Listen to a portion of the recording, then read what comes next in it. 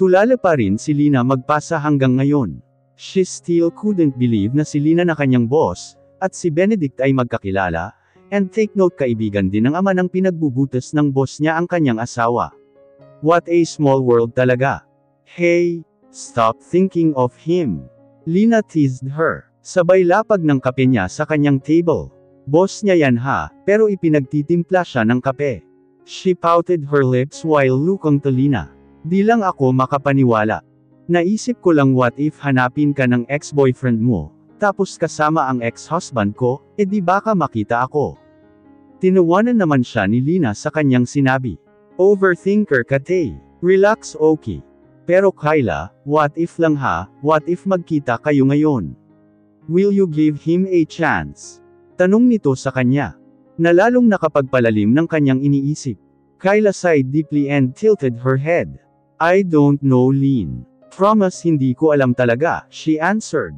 Lumapit naman ito sa kanya, at pumangalumbaba sa kanyang mesa, while looking at her intently, yung tipong tila inaaral ang reaksyon ng mukha niya. Mahal mo pa Kyla? Tanong nito na ikinangiti niya. Never naman nawala ang pagmamahal ko sa kanya Lynn, dito na siya sa puso ko forever, sagot niya dito. She saw how Lina smiled widely. Glad to know that Kyla. I don't know what to say, but what I know is, Benedict was a good man, buddy and a kuyas to us. When I meet him, he was my first crush. Can you imagine that? Sabi ko talaga, ang pogi naman ng Sir Benedict ko, but you know, he just treated me like her sister, lahat naman kami nila Ate Jul, kapatid ang turing niya. Pero sa pagsasama-sama namin, I always saw the sadness on his eyes. Yung tipong nakangiti, nakikipagkulitan, asaran, pero alam mong malungkot ang mga mata niya. And one time I saw him, kung paano niya pagmasdan sila Ate Jul at Kuya Seb together with their baby. Kita mo talaga yung sobrang lungkot niya. Now I know the reason behind those sadness. Ginagap ni Lina ang mga kamay niya and caressed it. Trust me Kyla, walang asawa o girlfriend si Kuya Benedict. Kyla smiled wryly. I know that he is a good man, ramdam ko yon. Kaya nga kahit sinasabihan ako ng kung ano-ano nakakapagtiis ako. Pero ngayon, hindi ko alam kung handa na ba akong makita siya. Baka kasi bumalik ang sakit. Malay mo wala na pala ang sakit diba? Maybe you two just need to talk. Isa pa ikaw na nagsabi, na hindi naman kayo nakapag-usap na after what happened, right?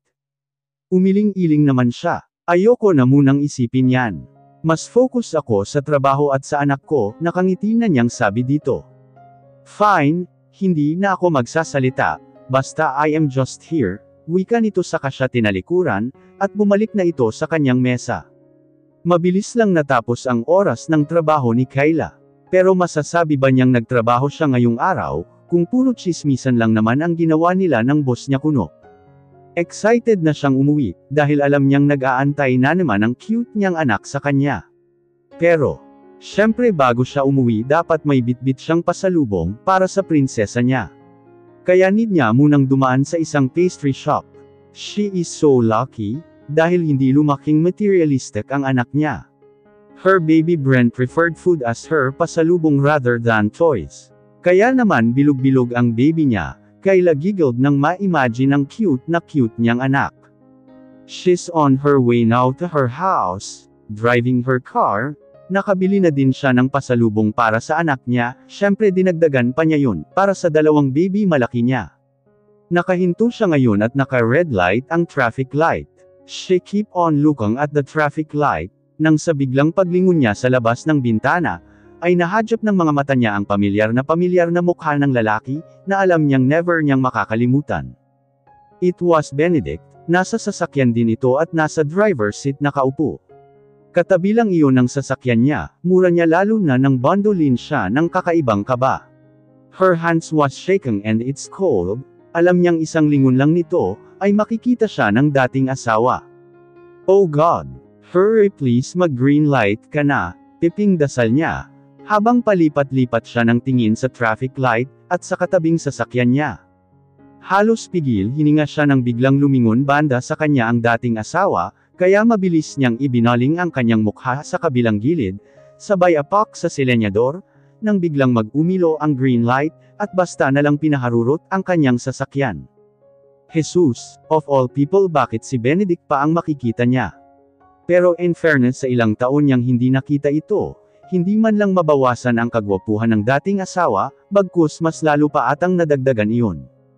Pinakiramdaman niya ang kanyang sarili, pero wala na siyang makapanggalit at takot para dito. Isa lang ang naramdaman niya ngayon, yun ay ang kaba na noon niya pa nararamdaman sa tuwing makikita niya ang dating asawa. At ang pagmamahal and admiration para dito. Sira na talaga siya. Siya na ata ang pinakamalalang babae. Yung sinaktan na pero mahal at humahanga pa rin sa taong nanakit sa kanya. Pero ano pa nga ba ang magagawa niya? Lumaki siya na hindi nagkikimkam ng galit, at sama ng loob sa mga taong nakasakit sa kanya. Sabi nga ng Tio Ed niya, never ever hold grudges or anger, dahil pag punong-puno ng galit sa puso mo, ay hinding-hindi ka magiging masaya kailanman. Mommy, napapitlag si Kyla, dahil sa tawag sa kanya ng kanyang anak. Hindi niya namalaya na kanina pa pala siya nakahinto sa tapat ng kanilang bahay. Pero masyado ata siyang nag-space out, dahil sa nakita niya kanina, kaya nakatulala siya imbis na bumaba na ng sasakyan. She quickly get out the car, at sinalubong ang anak niya na tumatakbo papunta sa kinaroroonan niya. How's my baby? Did you do good to your daddy Cole and Mama Mela? Tanong niya dito sabay karga. Susko ang bigat na ng anak niya, pero wala siyang pakialam. Bren will always be her baby no matter what. Hanggat kaya niyang kargahin ito ay gagawin niya. Kailan ba yan hindi naging good? Boses iyon ni Colin na nakangiti ding lumapit sa kanila, sabay kuha sa anak niya, at hinalikan siya sa pisngi. You have visitor pangit, he seriously said. Saka naglakad papasok ng kanilang bahay. Kunot-noo niyang pinagmasdan si Colin na naglalakad na. Sino naman ang magiging visitor niya? Eh wala nga siyang friends dito sa Thailand, wait, hindi kaya. No, mariing tanggi niya. That's impossible. Napakurap-kurap si Kyla sa kanyang nakikita. Ilang taon na ba mula nang iwanan siya nito? At ngayon andito sa harapan niya, pusturang-pustura at ang ganda ng mga ngiti na nakapaskil sa mga labi nito.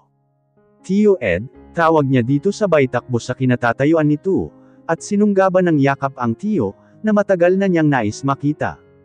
Tio, Kyla said while sobbing. Oh how he miss her Tio Ed. Ito na ang tumayong ama niya mula nang maulila siyang lubos. Hindi niya lang alam ang rason, kung bakit siya nito iniwan bigla.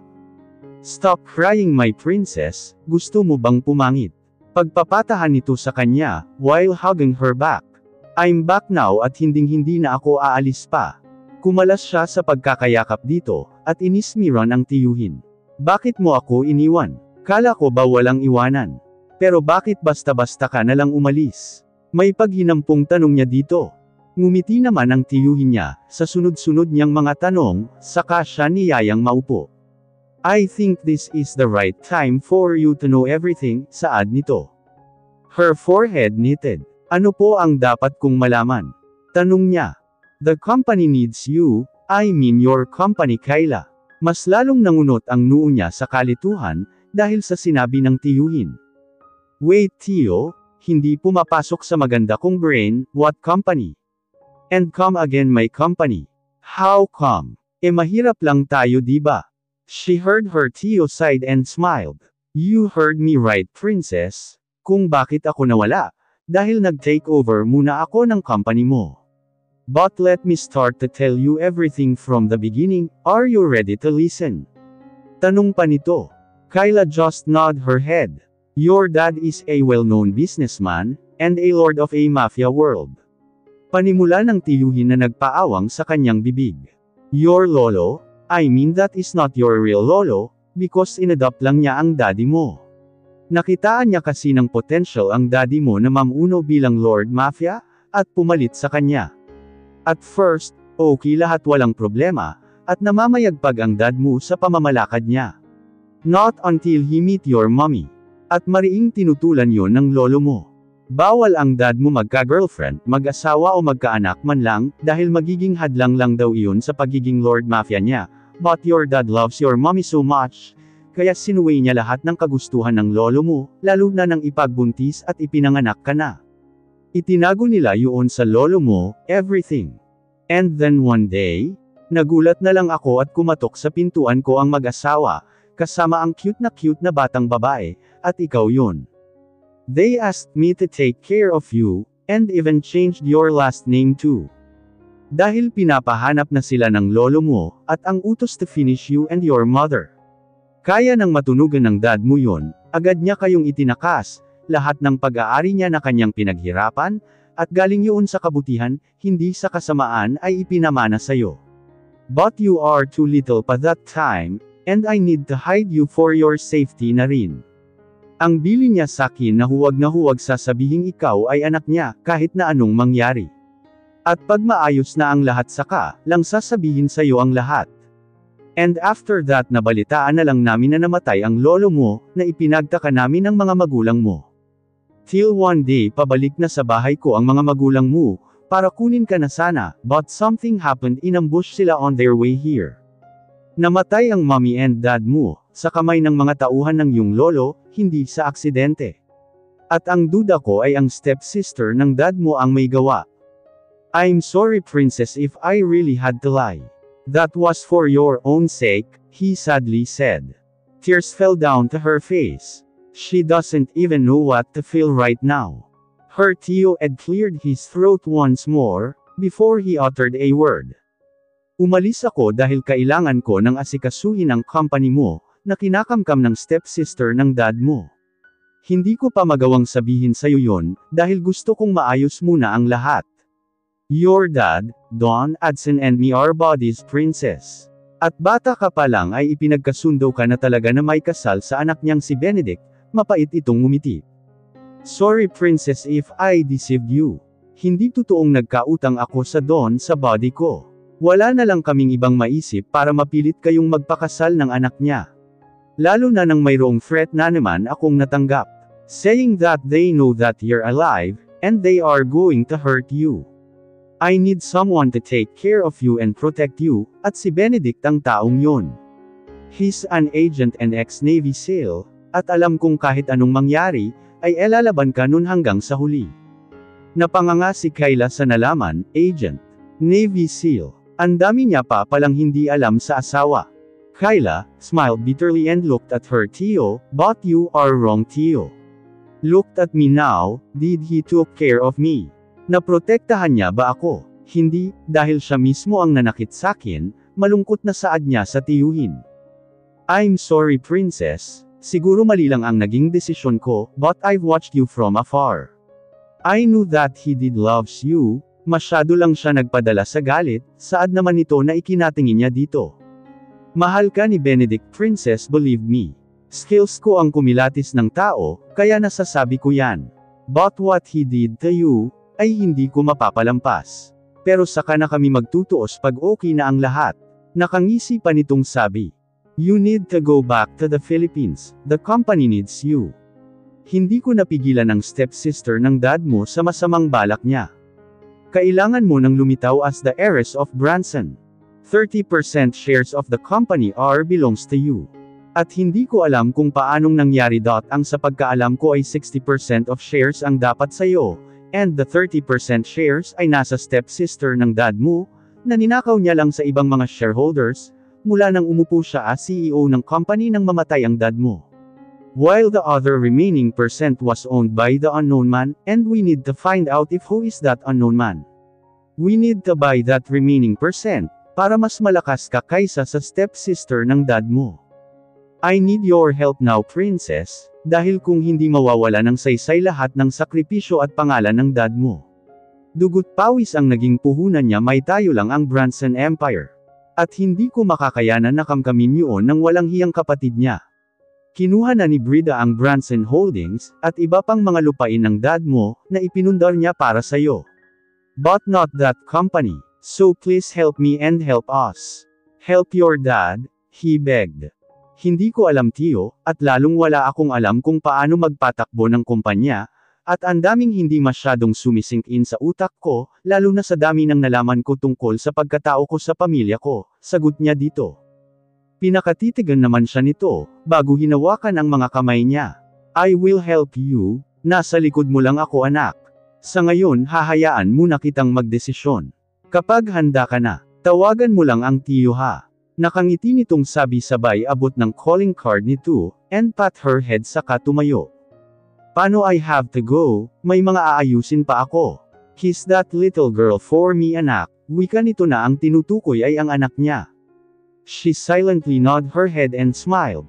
Nagpakawala siya ng malalim na paghinga, feeling niya kasi ang bigat ng dibdib niya, at ang bigat ng mga kakaharapin niya, once na pumayag siya na mamahala sa kumpanyang sinasabi ng tiyuhin. Pero kaya niya bang isakripisyo ang pinaghirapan ng dad niya? Lalo na ngayon nalaman niya na ang totoong istorya sa pagkamatay ng mga magulang niya. She want justice for her parents. I think it's about time to face the reality, she said silently to herself. Nakatingala si Benedict sa langit, he is watching the stars right now. Nandito sila ngayon sa Thailand, and they are staying on one of his property, dahil sinamahan nila si Galen para hanapin ang ghost wife nito, pero ang makikita pala nila ang baby nila, na matagal na ding hinahanap ng body nila. At ang nakakatuwa buntis pa ito, and his body was so sure na kanya ang pinagbubutas ng baby nila. He smiled bitterly. Nagagawa niyang hanapin ang iba, pero ang sariling asawa ay hindi niya mahagilap. His last trace ay nasa Singapore ito, but when he went there, nakaalis na daw ang mga ito. Siguro hindi pa talaga napapanahon para magkita sila, pero hindi naman siya tumitigil na hanapin si Kyla. He grabbed the bottle of beer na nakalagay sa mesang pinapatungan ng paa niya, and he was about to drink it, nang biglang pumasok sa isip niya yung babaeng nakita niya kanina, while waiting na mag-green light ang traffic light kanina. He closed his eyes, at pilit na inaalala ang mukha ng babaeng nagdadrive kanina, nakatabi lang ng sasakyan nila. Pilit niyang inaalala ang hitsura at hugis ng mukha nun. Hanggang sa tila ng slow-mo ang pagbaling sa ibang direksyon ng mukha ng babae, habang pilit niyang nire-replay sa utak niya ang nakita kanina. Mura niya nang ma-realize na ang mukhang iyon ay parang kay Kyla. Isang mura pa ang pinakawalan niya, sabay kuha ng kanyang phone at may tinawagan. Hello bro, can you do me a favor? I need the copy of a TV footage, in Thonglo Street near at the traffic light, time between 5 to 6 p.m., plate number of the car is 1022 saad niya sa kausap.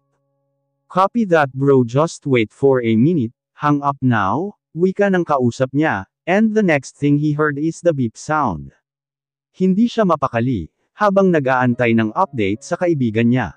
Ayaw niyang umasa, pero iba ang pakiramdam at kutob niya kasi. And this time alam niyang hindi siya nagkakamali. Inisang lagok niya ang beer na nasa bote, dahil sa kabang nararamdaman niya, kailan ba siya huling kinabahan ng ganito? Kapag nakikipagbarilan nga ay wala siyang nararamdaman ni kunting kaba. But now was different. He hurriedly picked up his phone, nang biglang tumunog ito. And it's a video. The video copy ng TV footage na hinihingi niya. Benedict swallowed harder before he opened. At first kita niyang puro sasakyang dumadaan lang sa kalsada ang napapanood niya. Till the traffic light become red. Napako ang tingin niya sa isang sasakyan na minamaneho ng isang babae, nakatabi lang ng sasakyan. Saktong pagtama ng camera sa front ng sasakyan, ay ang pag-press niya ng pause at izoom iyon. Oh God, saad niya nang mamukhaan ang matagal na niyang hinahanap.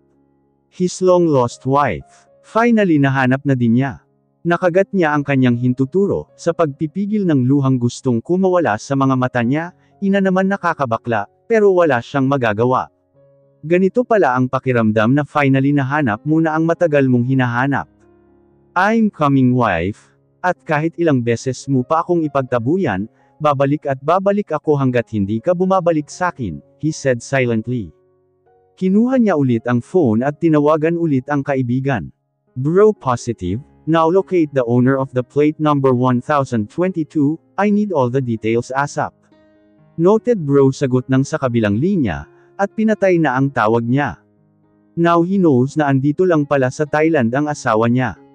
Madali na lang niya mahanap iyon, lalo na't i-trace na lang ang plate number ng ginagamit nitong sasakyan, at alam niyang sisiw lang yun sa kaibigan niya.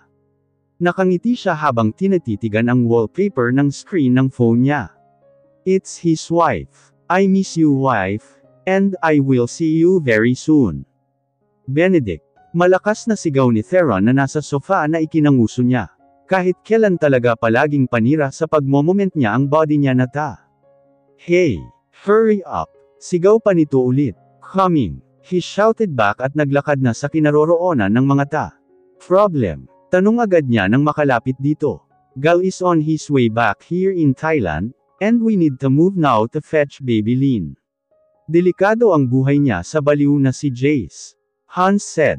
Natutap niya ang kanyang noo.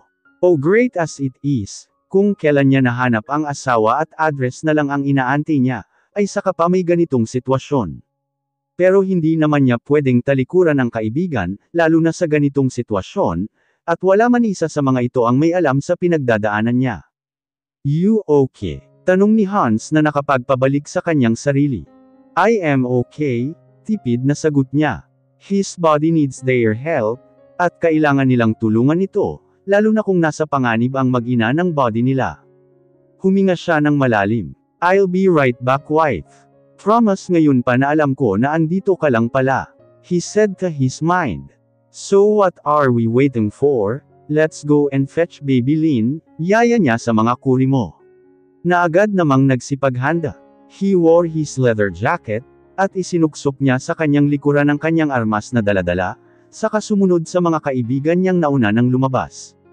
Halos paliparin ni Theron ang sinasakyan nila sa pagmamadali, lalo nang tumawag ang isang intel na papunta na ng bahay ng baby Lin nila si Jace. But to their dismay wala na silang baby Lin na naabutan. Duguan ang mga kamao ni Galen, pagkatapos nitong pagsusuntukan ang pader, at salamin sa bahay ni Lina, kung saan tumutuloy ang mag-ina nito, dahil sa nararamdamang galit at puot para sa kaibigan. Hindi pa rin sila makapaniwalang kayang gawin yun ni Jace, ang naturingan nilang kaibigan ay yun pa palang ta-trader sa kanila. Nang nalaman ng kaibigan nilang si Galen, na nahanap na nila Hans ang tinitirhan ng kanyang mag-ina, halos paliparin nito ang sinasakyan makarating lang doon, pero ganoon na lang ang panlulumo at galit nito, nang malamang tinangay ng kanilang kaibigan ang mag-ina nito. Nalaman na din nila na ito din ang may pakana, kung bakit hindi nila mahanap-hanap noon si Lina. Swear he will gonna pay for this, he said while gritting his teeth. He will bug. Rinig niyang sabi ni Hans. But before that, you need to clean your fist first gal, puro na dugo yan wika naman ni Theron. Yeah, paano ka lalaban kung sugat-sugat yan? Malamig na wika ng lalaking nasa pintuan, kaya napalingon silang apat nila Galen. Basti, halos sabay-sabay nilang sabi. Oh yeah, madilim ang mukhang sabi nito. What now? Tatayo na lang ba kayo dyan, habang ang baby Lin natin nasa kamay ng siraulong yun? Seb added, na ikinakuyom nila ng kamao. Are men still locating their whereabouts? Wika ni Benedict. Seb hissed, wala pa rin talaga tatalo sa mga galami ko, he said while twisting his lips, and hands on his pants pockets. What do you mean? Galen asked. Oh well, our baby Lin was not here anymore, he answered while tilting his head. Benedict, pakigamot muna yang mga kamao ng kumag, bago tayo umalis, hurry. Mariing utos nito na sinunod naman niya agad. They are on their way to Palawan, kung saan dinala si Lina ng kaibigan nilang si Jace.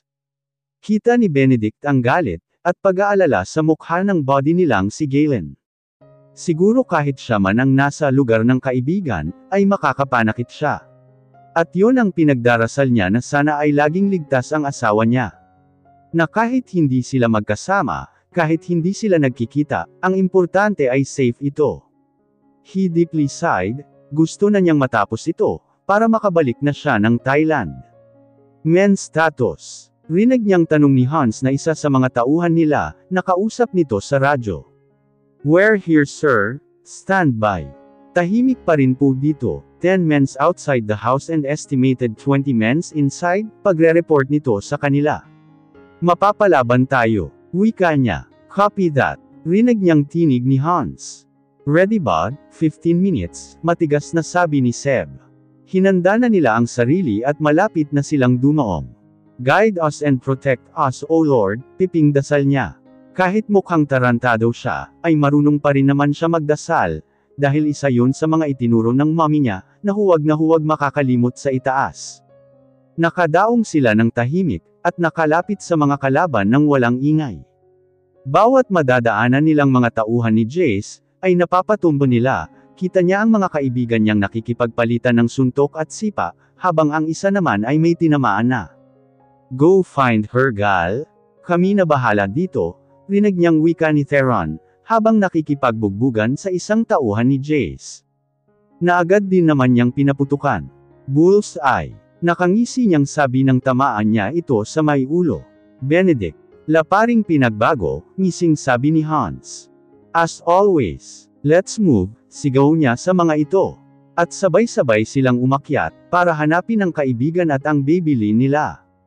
At ganun na lang ang pagkagulat sa kanilang nadatnan. Halos tapusin na sa suntok ni Galen ang baliw na kaibigan nilang si Jace. Kaya pinigilan na ito nila Theron at Seb.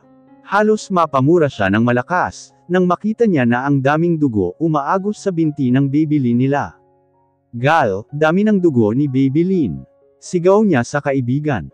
Tila ito naging si The Flash, na mabilis ang kilos na nakalapit sa wala na ding malay na si Lina, at may dugo pa sa bandang bibig nito, at ngayon ay nagko-color violet na ang pasa nito, doon sa bandang mukha at bibig. Benedict, do something please, pakiusap ni Galen sa kanya, habang chini-check niya ang pulse ng Babylin nila. Bring that man to our ground house, I will make sure that he will gonna pay for this. Nanginginig sa galit na rinig niyang wika ni Seb, na agad namang sinunod ng kanilang mga tauhan. Bob, ang dami ng dugong nawala kay Lynn, we need to do the operation before it's too late. Natatarantang sabi niya sa kaibigan. Wait, what do you mean? Tanong nito. Kailangan na nating mailabas ang bata, or else parehong mawawala ang mag-ina mo, humihina ang heartbeat ni Lynn. Sagot niya dito. But how? Wala tayong mga gamit dito. At hindi dapat dito ilabas ang anak ko. Galen frustratingly said. We don't have a choice, hindi na pwedeng ibiyahe ang mag-ina mo, sa dami ng dugong lumalabas sa kanya. Mas delikado, paliwanag niya sa kaibigan. Habang meron siyang tinatawagan na isa sa mga kaibigan niya, na malapit lang ang hospital dito sa Palawan. This is Doc Benedict, need all the stuff for cesarean operation ASAP, rinig niyang kausap nito sa kabilang linya, used the chopper. Now, he added. Kinuha muna niya ang dextrose na nasa bag niya, he always bring that in case of emergency. Ther, magpakulo ka ng water, Hans, please find me a long needle, and anything that I can use as a scalpel, utos nito sa mga kaibigan. Seb, please bring me lots of cloth, alcohol, water, utos ulit nito sa kaibigan na mabilis namang tumalima. Wait, don't tell me, hindi na natin aantayan yung mga kagamitan for cesarean. Tanong ni Galen sa kanya. Wala na tayong time, gal. Habang tumatagal lalong nagiging risky, mura pa niya na ikinamura na din ng kaibigan niya.